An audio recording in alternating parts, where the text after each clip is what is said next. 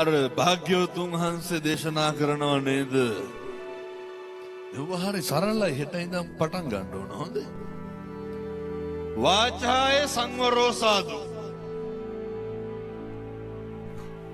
අර මම ඇහුවා අර කසාදේ අතෘප්තිමත් වෙන්න හේතු.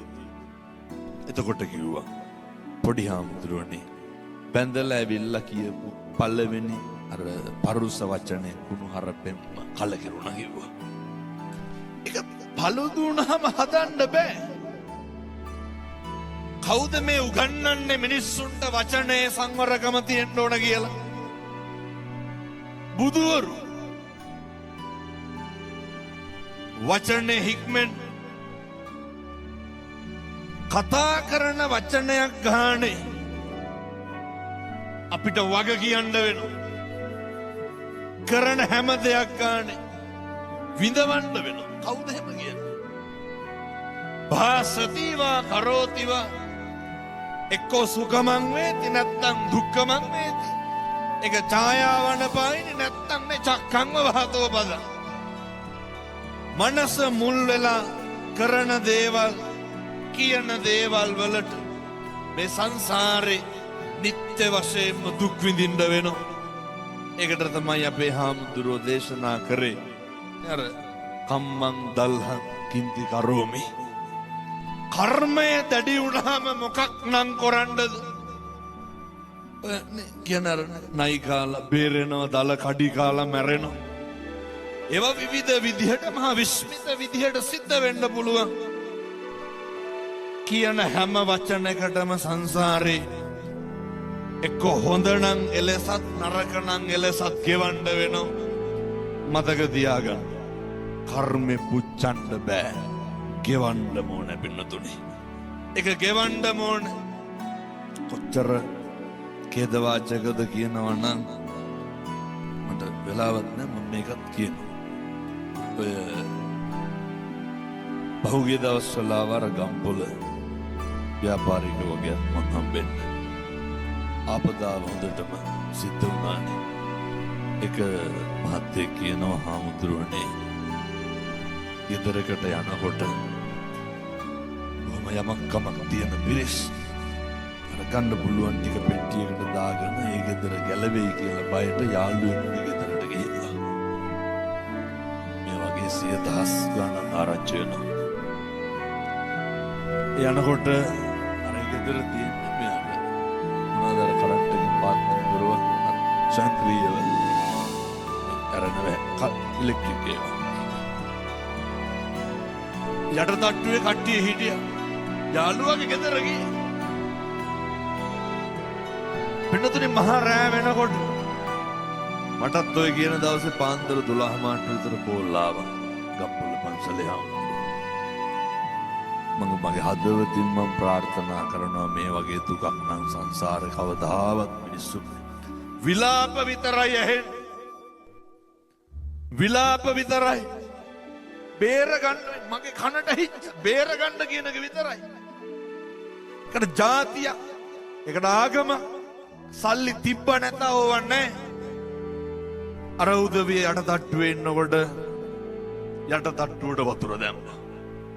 හිතන්න ඇති උඩ තට්ටුවට නම් දාන්න එකක් නෑ. ඉතින් අඩි 10ක් 12ක් තියෙනවනේ. උඩ තට්ටුවට ගියා. උඩ තට්ටුවත් යට වුණානේ. ගම්පොලක් යට වුණානේ. උඩ තට්ටුවට ගියා. කරන්ට් එක ගියා. දොරවල් ඇරෙන්නේ එළියට යන්න බෑ. ඇතුළේ හිර වුණා. අන්තිමේට අර අවසාන එල්ලෙන්න තියෙන්නේ පරාලේ. වතුර මට්ටමින් ගිහිල්ලා 6 දෙනාම සර් මැරිලා. වතුර පෙවිලා ඔය විදියට 100,000 ගාණක් මැරුණා. පස්සලට යට වෙලා මැරුණා. විශ්වවිද්‍යාලයේ ශිෂ්‍යාවක් කියනවා හාමුදුරුවනේ අක්කට පොඩි එකා හම්බෙලා අර තියෙනවනේ අර අලුතෙන්ම බබෙක් හම්බුනහම අම්මා ගාවට යනවනේ. ඊයේ ආවේ. මං හිතන්නේ හාමුදුරුවනේ අක්කයි පොඩි එකයි අම්මයි තාත්තයි ඉන්නවා කියලා. යට වුණා. කියන්න බලන්න වෙච්ච අපිට අඩුපාඩුව. ඒ සියල්ල මං කර්මයට බාර දෙනවා නෙමෙයි. නමුත් බොහෝ දේවල් එලෙස සිද්ධ වෙන්න පුළුවන්. දැක්කදර පහුගිය දවස්වල බයිසිකලයක් උඩට කොල්ලෙක් ගෑඟට පොල් ගහක් කඩන් වැටලා මැරලා තිබුණා. එහෙමයි ස්වාමීනි. ස්වර්ණ වාහිනියේ ප්‍රවෘත්ති වලට පෙන්වුවා අම්මා කෙනෙක් යනකොට ලයිට් කනුවක් කඩන් වැටලා මැරෙනවා. අර අලහබාද් ගුවන් තොටුපොළේ මාත් එක්ක දිල්ලි විශ්වවිද්‍යාලේ එකට ඉන්ටර්විව් ගියපු ළමයිනල්ලේ කොල්ලේ මුස්ලිම් කියනවා කලින් දවසේ කර්මය බලවත් වුණා. එක් ප්ලේන් එක හැප්පිලා සේරම අර බිල්ඩින් එකේ වැදිලා මැරුණානේ. හරි සතුටින් ගියේ. මේක නම් අර යහසන්තරාවේ මොකක් හරි දෝෂයක් හින්දා බිල්ඩින් එකේ වැදුණා. අනේ අර බිල්ඩින් එකේ බත් කකා හිටු වෛද්‍ය ශිෂ්‍යයෝ සම්මත ජාතියකට හිතන්නද අර යන ෆ්ලයිට් එකක් ඇවිල්ලා බිල්ඩින් එකේ වදී කියලා. කවදාවත් මගෙන මේක හිතන දේවල් වෙන්නේ වෙන්නේ මොකද්ද කියලා හිතා ගන්න පුළුවන්. කවුද හිතුවේ? මේක මේ මහා පොළවේ යථාර්ථය. එතකොට ඔය එච්චර විනාශයක් වෙලා රහස්‍යන්තරාව ගිනි ගන්නකොට මීට වඩා මොනවාද උදාහරණ? අර ගිනි කොට මැද්දෙන් මිනිස්සු දුවගෙන ආවනේ. ඔකට මොකද්ද කියන්නේ? ඔකට තමයි කියන්නේ කර්මය දැඩි වුණාම මොකක් කරන්නද? සංසාරේ කරපු යහපත් දේවල් ආවත් අපි වාතාරින්නේ ඡායාවන පායිනේ දුරු ගන්නන්නේ හෙවණැල්ල වගේ පස්සෙන් එනවා සත්තයි. පොඩි යෝජනාවක් කරන්න මේවා හෙට ඉඳන් කරන්න. අර මම අර ගම්පොළ ව්‍යසනය ගැන කියනකොට මම ඒක ඉවර කරලා ඉන්න. ඒ ඛේද වාචක තව උඩට යන්න වැඩි. දැන් ඔය අර ඔබතුමාට හරියට ඔය දොස්පරස් කියනනේ දර ඇල්ලතුරු විදුරුවක්වත් නොදීපු පිරිස්. හෙට ඉර පායනවා සත්තයි. මේකට ගැහුවේ නැත්තම් මුතුගල කත්නෝරුවට සල්ලි දීලා නෑ. මගේ ජීවිතය අද දැක්කේ මුතුගලස අද. මේ නේ එතුමාට සල්ලි තියෙනවා එතුමා නේ. චොපර් එකක් නෙමේ කෆීර් එකක් හරි පින්නතුනි අරගෙන ගිහිල්ලා. මෙහෙ ඔය බජාර් භාෂාවෙන්ම කියන්නේ පොරටෝක් දුන්නට මෙහි හැලි ලිව්වට මේ මිනිස්සුන්ට මොනවද තියෙන්නේ? මේ බිස්කට් එක වටිනෝ කිසිම දෙයක් නැහැ. හරි ඛේද වාචකයක් මම දැක්කා රිකිල්ල ගස්කට ගිහින් යනකොට. කඳවුරේ ඉන්නවා පොඩි එකාගේ පිටි එක කෝප්පෙට දිය කරලා. සූප්පුවක් නෑ පොවන්න. සූප්පුවක් රුපියල් 25යි 30යි. මේ එතන තිබ්බේ මිනිස්සුන්ට මේ ලොකු අවශ්‍යතා නෙමෙයි. මේ කොහොම දකින්න ඇතිනේ කියපු වෙලාවේ. ඒවා කියන්න මිනිස්සුන්ට මේ අවස්ථාවේ. ඒ පොඩි දේවල් තිබ්බේ. ගෙවල් වල මිනිස්සු තිබ්බු පොල් ගෙඩිය මේ හාල් 250 500 ගෙනල්ලා දුන්නේ ලෝකෙට කන්න දෙන්න නෙමෙයි. පුළුවන් විදිහට එක්කහුව වෙනවා මිසක් මේ ගුණයන් තියෙන්න ඕනේ. ඒ නිසා ගෙවල් දොරවල් වල ඉන්නකොට පවුල් අවුල් ගියපුවම නම් ප්‍රශ්න වෙන්නේ. පැහැදිලිද? ආරේ පරිසරයේ වැදගත්කමක් නැති වුණාම මොකද වෙන්නේ? ඔය මම යෝජනා කරනවා. හෙට ඉඳන් කිසි කෙනෙකුට හිතක් රිදෙනවා නම් කෝටි වාරයක් කියලා අයත් කියන්න. තෝ කියලාවත් කතා කරන්න එපා. පැහැදිලිද මං කියන එක? මෙහෙම කියනකොට කාගේ හරි දැන් මම මේ කාටද කියන්නේ? පවුල් වලට කියන්නේ. පවුල තියෙන්න ඕනේ පන්සල වගේ. එහෙම කියනකොට හාමුදුරුවනේ සමහර වෙනවා පන්සල් පවුල් වගේ කරගන්න. එහෙම එන්න එපා. පවුල තියෙන්න ඕනේ පන්සල වගේ. කොහොමද පවුල පන්සල වගේ තියෙන්න ඕන මූලික ගුණ? මේ කියන්නේ අම්මටයි තාත්තටයි. එකටම ගෙවල් වල දරුවන්ට කතා කරන්න පුරුදු වෙන්න. කොහොමද කතා කරන්න ඕන? කොහොම හොඳට කතා කරන්න මගේ දුවේ මගේ පුතේ කියලා කතා කරන්න. කවදාවත් තමන්ගේ ලෙයින් මසින් ජාතක කරපු දරුවන්ට ඔය නම කියලා කතා කරන්න එපා. ඒක හරි දුරස්තයි. අරනේ අර අපේ හාමුදුරුවෝ කියනකොටද දැනෙන්නේ මගේ හාමුදුරුවෝ කියනකොටද? ඒවා ඔය මගේ දුවේ මගේ පුතේ කියලා කතා කරන්නේ. සමහර අම්මලා තාත්තලා කියනවනේ තොපි හැදුවට වඩා හොඳයි නිකන් හිටියනම් කියලා. කවදාවත් ඔව්ව කියන්න එපා. ඔය තොපිට කෙරුවා වැඩි, කැඹුරුවා වැඩි. මම මේ කාටද කියන්නේ? තාත්තලාට ලොකු වගකීමක් තියෙනවා. දරුවන්ට හොඳට ආදරය කරන්න. පොඩි ප්‍රශ්නයක් අහන්න.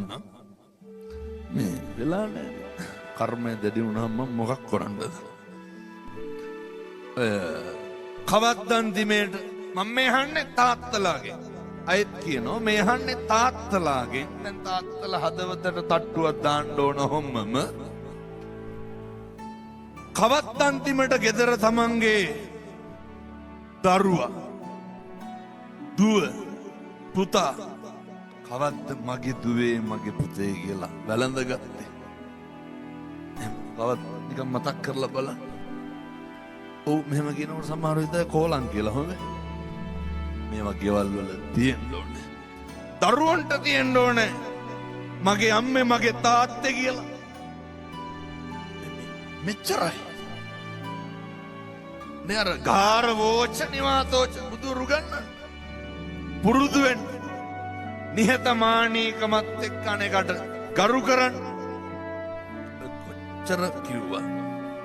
අම්මලාට පොඩි යෝජනාවක් කරන්න. හෙට උදේ නැගිටින්න.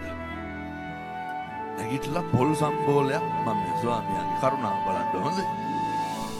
පොල් සම්බෝලයක් විතරක් මම නිකන් කියනවට කරන්න. විතරක් හදන්න. ඔබට හොඳ ලුණු තලියක් කෙලින්න. පොළ ගහන්නද මඩකුත් එක. අර අවුරුදු ගානක් කොහොමත් අවුරුද්දට බත් මුට්ටි කීයද? දවල් කියන්නේ උදේට උපගම් නැහැ මම කරලා කන්න. දවසට දෙක ගන්න බැලුවත් 700ට වැඩි නේ අවුරුදු 10ට 7000 20ට 14 නේ. කොහොමත් බත් මුට්ටි 30 40000ක් හම්බනවා අවුරුදු 25ට දිහට. ජීවිතේටවත් කියලා තියනවද ඔය කෑම එකක් රහයි කියලා? එහෙම කියන්නේ නැහැ පුරුදු වෙන්න. ටන් එක අගය කරන්න. අම්මලාට කියන්න තාත්තව කරලා එනවා නම් ඉතින් මොන අගේද? අර මෙහෙ බොන්න නැති හින්දා ප්‍රශ්නයක් නැහැ. නමුත් බොන පැතිවල මේ ගැටලු වැඩි. ඔය හොඳට අගය කරන්න. මේ අර මම ඉතින් මේ ඇත්තන්ට අමුතුවෙන් අර කසාද බැඳපු මුල හිටියා වගේ ඉන්න. වෙන මොකද්ද කියන්නේ? එතකොට බිරිඳත් එහෙමයි. අම්මගේ තාත්තගේ පෞරුෂයේ ගෞරවය එකටම රකින්න. තාත්තගේ ගෞරවය නැති කරන අම්මලා අර තාත්තා කරන බලු වැඩ සේරම ළමයිට කාණ්ඩ වශයෙන් උගන්වනවා. කියන්නේ දෙකයි දායිනම් මෙහෙමයි කියලා. එහෙම තාත්තගේ ගෞරවය කෙලසන්න එපා. තාත්තලා ගෞරවය කෙලස ගන්නත් එපා. අම්මේ බුද්ධෝවිය මාතා බුද්ධෝවිය පිතා මේ පදවි දෙකේ උත්තරීතර ගෞරවය රකින්න. ඒව හරි විශිෂ්ටයි. එනිසා අම්මට තාත්තට ලොකු වගකීමක් තියෙනවා. දරුවොත් එක්ක හරි හොඳට ඉන්න. වෙලාව 8යි.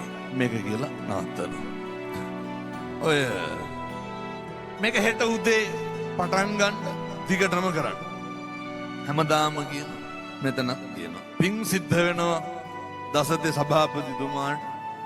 හරි සතුටු ඇති මං හිතන්නේ මේ වගේ කටයුත්තක් සංවිධානය කරපු එක ගැන හරිම සතුටුයි. මේ ඇති වෙන්නේ බෞද්ධ ප්‍රබෝධය. මේ තමයි සම්බුද්ධ ශාසනය චිරස්ථායී වෙනවා ස්ථායී වෙනවා. සම්බුද්ධ ශාසනයේ අනාගතේ ගැටලුවක් නැහැ. බාධාවක් නැහැ.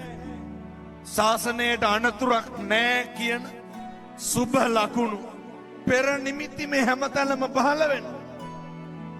මෙව්වර පිරිත් කියනකොට යක්කුන්ට භූතයන්ට ඉන්න බෑ කියනවනේ. අපි මොකක් කරන්නද? ඒ නිසා ඔය ධම්මලා ගහන ඔය පොල් කොම්ප දිහා බලන්න එපා. මේක රැකගන්න ඕනේ. තරුණ මහත්තුරු රැකගන්න ඕනේ. පොඩි උපක්‍රමයක් කියන්නේ හෙට ඉර පායනව සත්තයි අත්තුටුවයි ප්‍රත්‍යක්ෂයි.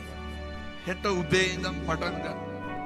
අරනේ අර බුදුරු ගන්න අතේ දන්නානු සෝචන්ති නප්ප ජප්පන්ති නාගතම් පච්චුප්පන්නේන යාපති අතීත වෙච්ච සේරම මතක් කරන්න. හෙට උදේ මම මේ කියන්නේ තරුණ මහත්තුරුන්ට. සමහර විට කොල්ලොන්ගේ සාප්පුවල මෙලහටක් උන්වල පොළොව හරි තියෙනවා. හකු පුරවගෙන නැත්තේ මේ අර මොනවාද මේ දුම්බල බුදුවලි. වා නවත්තන්න. අයින් කරන්න. පොඩි පැටවු කියනවා පීඩියක් නැතුව උදේට වැසිකිලියන්නේ නැහැ. මේ කොල්ලෝ හරි ඛේද වාචකයක්. අපේ පොලිසිය මහත්තුරු දන්නවා. මේක දරා ගන්න බැරි මට්ටමට ගිහිල්ලා තියෙන්නේ. කොල්ලෝ මේ ගංජා ගහනවද? කොල්ලෝ නැහැ. මේ හොඳයි. බොන්නෙත් නැහැ, ගංජාත් නැහැ. නෑ බොහෝ පැතිවල තියෙනවා මම මේ කියන්නේ. මේ ගැටලුවක් නැහැ. මේවට ඇබ්බැහි වෙලා පුරුදු වෙලා ඉන්නව සේරම නවතිනවා. ඔය මුස්පේන්තු ජීවිත සේරම නවතිනවා.